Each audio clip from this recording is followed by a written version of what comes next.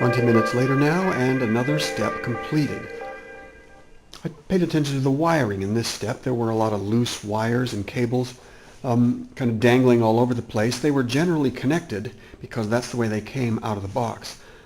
I examined them carefully, compared them to the diagrams in the manual, noted that many of the colors and color coding did not match the manual. So I made careful notes in the manual so I can put it back together and getting the colors correct as necessary.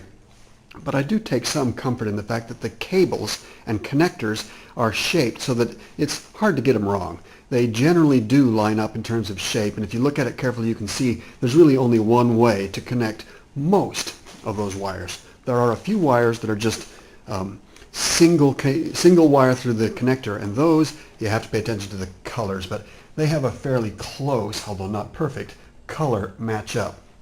Took me about 20 minutes to figure all that out, get it well documented. I could have just gone a lot faster. I could have just trusted the wiring they had. It turned out that that would have been valid also, but I would not have had good records.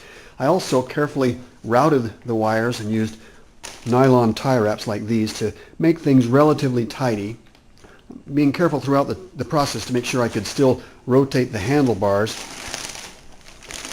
and without binding the wires.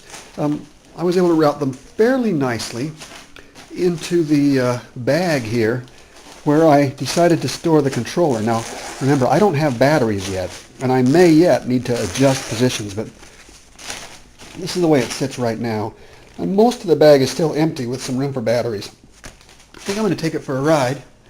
I don't have power yet. I've not yet applied any electricity because I haven't put any batteries in it, so I don't really know that the electronics is going to work, but I do want to make sure I can still ride the beast and see what it feels like. It'll be heavier and a little more cumbersome, but I want to make sure I can ride it.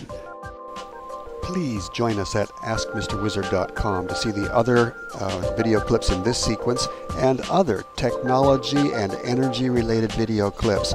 You know, I'm going to power this bicycle with solar power, and you can go there to learn how I'm doing that.